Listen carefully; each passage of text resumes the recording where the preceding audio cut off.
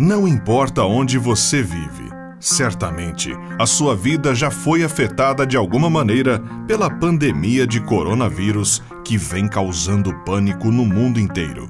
A Covid-19, doença provocada pelo novo coronavírus, é nova no mundo da medicina e, por isso, muitos médicos e pesquisadores têm dificuldade em traçar estratégias de combate ao patógeno. Eu sou William Toffoli, narrador do Mistérios do Mundo, e hoje você vai saber como o novo coronavírus age no corpo humano.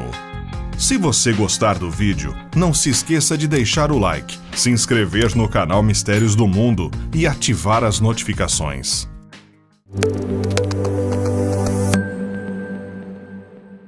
Governos do mundo inteiro vêm aplicando severas restrições em seus territórios e incentivando as pessoas a permanecerem o máximo possível dentro de suas casas para evitar que o contágio seja ainda mais veloz e mortal.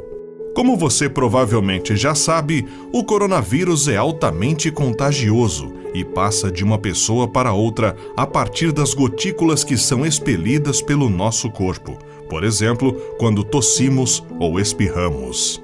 Podemos contrair o vírus apenas por conversar muito próximo a alguém que esteja infectado, ou por respirar o mesmo ar de alguém que esteja portando a doença. É justamente por conta disso que a recomendação para quem não pode ficar em quarentena dentro de casa é lavar constantemente as mãos com água e sabão e usar álcool em gel quando não for possível lavá-las adequadamente. É prudente também não tocar os olhos, nariz e boca, principalmente na rua e dentro de ambientes com aglomeração de pessoas, para evitar que o vírus seja levado até as mucosas. Mas e se todas essas medidas não forem suficientes e você ainda assim acabar contraindo o coronavírus? O que vai acontecer com o seu corpo?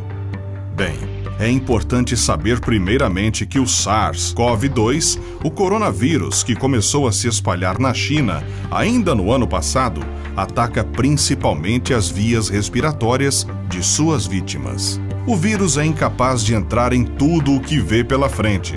Ele requer uma entrada específica, mas esses parasitas invisíveis têm uma carta na manga: as proteínas Spike.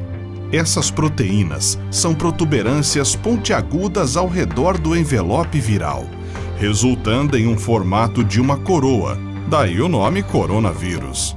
Essas proteínas conseguem se conectar com certos receptores em nosso corpo. Por isso, quando os vírus estão do lado de dentro, eles procuram por essas fechaduras nas células. O SARS-CoV-2 consegue se conectar a uma proteína chamada ACE2, que está presente em vários tecidos do nosso corpo, incluindo nariz e boca. E como o coronavírus tem acesso ao nosso corpo exatamente por esse sistema, ele não precisa procurar muito para encontrar suas vítimas. Assim que encontra os receptores ACEs, as spike do vírus se conectam à proteína e faz com que a célula o englobe, depositando seu material genético. E então, a festa viral começa.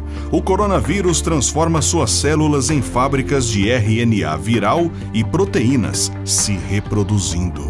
Invariavelmente, os vírus começam atacando a nossa garganta. Com o tempo, essas colônias passam a destruir nossas células, uma a uma, ligando uma espécie de alerta em nosso corpo, que passa a entender que algo não está certo. É justamente nesse momento que começam as respostas do corpo humano à infecção, que começa a se instalar. A partir de então, começam as dores de garganta, aparece a coriza e, eventualmente, acabamos desenvolvendo quadros de febre. A tosse, por sua vez, surge a partir da chegada do coronavírus em nossos tubos brônquicos, que levam o ar até os nossos pulmões. Lá, o corpo intensifica a briga contra o patógeno, podendo consequentemente provocar um aumento nos sintomas. Vale ressaltar que a Covid-19 não provoca sintomas graves em todos os infectados e, inclusive, é possível que você passe por todo o curso da doença sem sequer desenvolver uma tosse. Segundo a Organização Mundial da Saúde, entre todos aqueles que desenvolvem sintomas, 80% não passam de um quadro leve, com tosses, febres e, eventualmente, pneumonia. Por outro lado, 14% desenvolvem sintomas um pouco mais graves, como falta de ar. Por último, 6% enfrentam a face mais perigosa da doença, onde há choque séptico, falência de órgãos, insuficiência pulmonar e risco de óbito.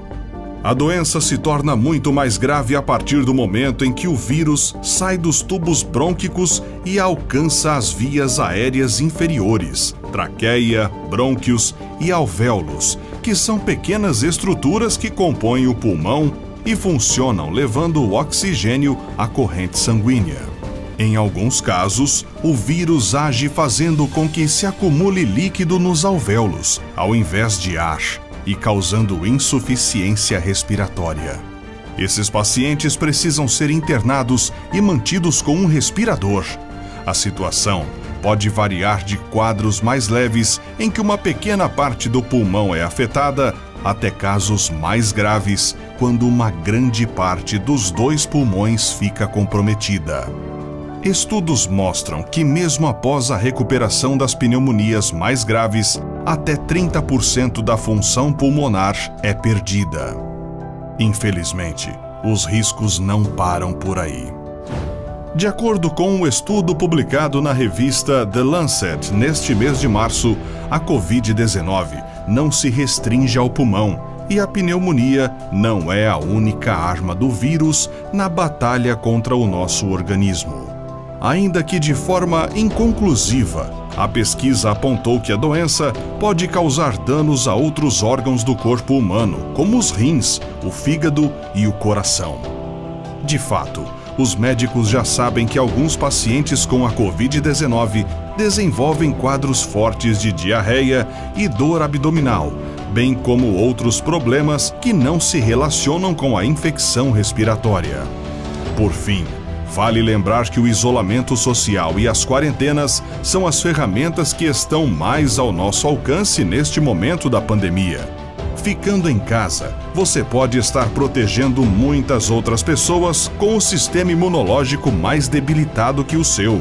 São essas pessoas que compõem o chamado grupo de risco, que incluem idosos, doentes crônicos, fumantes e imunossuprimidos. Como as autoridades insistem em dizer, não se trata de pensar apenas na própria saúde, porém, na saúde pública como um todo. Já se sabe que, caso a população não atenda aos apelos das autoridades para que as pessoas fiquem em casa, nossos sistemas de saúde não darão conta de atender todos os infectados pela Covid-19, em conjunto com outras enfermidades. Permanecendo em quarentena, no entanto, podemos diminuir a curva de ascensão da doença em nosso país, garantindo aos órgãos de saúde maior fôlego nessa guerra à epidemia. Faça a sua parte. Cuide da sua saúde, também da dos demais.